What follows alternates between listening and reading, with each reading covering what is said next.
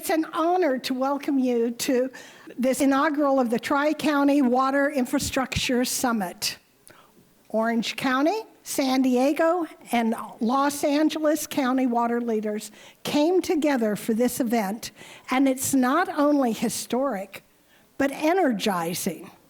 My name is Kathy Green. I'm the president of the board of the Orange County Water District and the vice president of the Aqua Board, the statewide Association of California Water Agencies. I want to thank those of you who joined us earlier today in Fountain Valley. In partnership with the Orange County Sanitation District, we held a ceremony to celebrate the final expansion of our iconic groundwater replenishment system. We started this project years ago when the idea wasn't so popular. By collaborating, we were not only able to get the initial project constructed, but we made the project grow. Originally, the project was recycling 70 million gallons a day. Then it grew to 100 million gallons a day, and now it's at its full capacity and recycling 100% of the available wastewater in our district for a total of 130 million gallons a day, becoming the world's largest potable reuse project. It's fabulous news.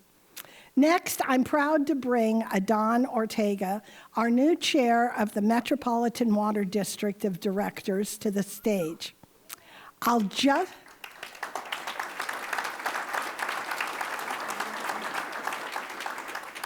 just provide a brief introduction since his and all the speakers' bios are in the digital program.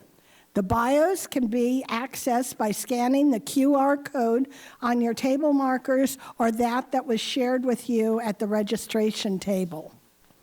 Adan took office as the chair of Metropolitan Water District on January 1st. He is also the principal of Ortega Strategies Group, has worked in government relations for 30 years, and has helped lead efforts to bring technical assistance to small community water systems in disadvantaged communities throughout the state. He's smart, he's collaborative, and he's strategic. And best of all, he's our friend.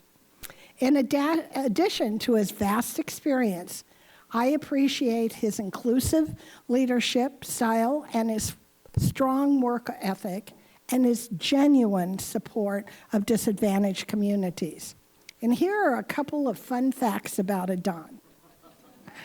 He has 3 pit bull mixed dogs. He has competed in over 50 marathon, ultra-marathons, and triathlons combined. And he swims 17 kilometers a week. He just can't stay away from water. Help me welcome Chair Adan Ortega to share his opening remarks with you.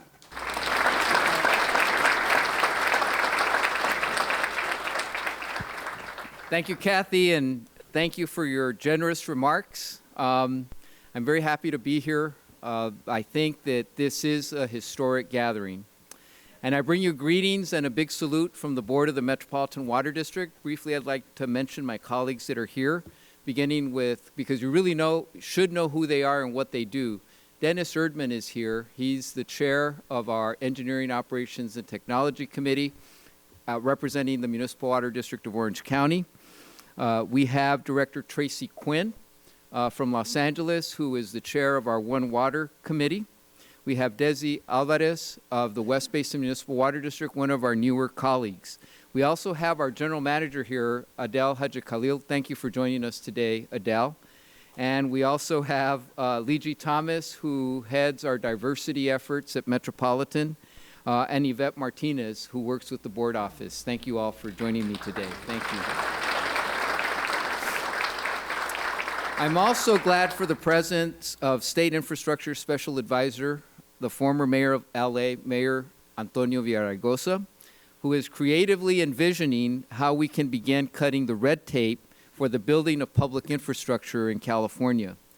Also, thanks to you all for joining this groundbreaking summit that has gathered to strategize how to specifically cut the blue tape that is stifling reliability of water supply resources overall and access to safe drinking water for many communities that lack it.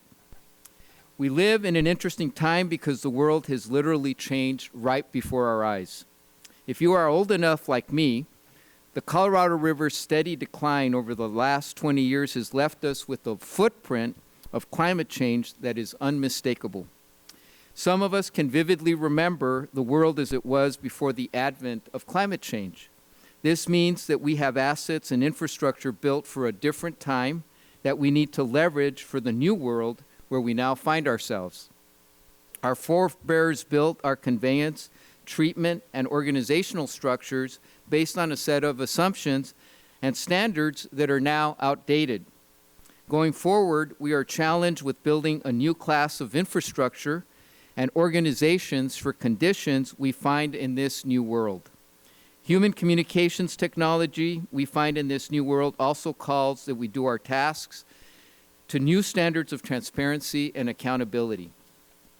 For those of you who are younger, who may have faint memories of the old world, that's an old world that was without the smart computers that we have today, without the internet, and with more static social mores. The new world is all you know, and you have a greater comfort using its tools, speaking its language, and knowing what things mean in this context when it comes to people. We must learn from you to chart the future.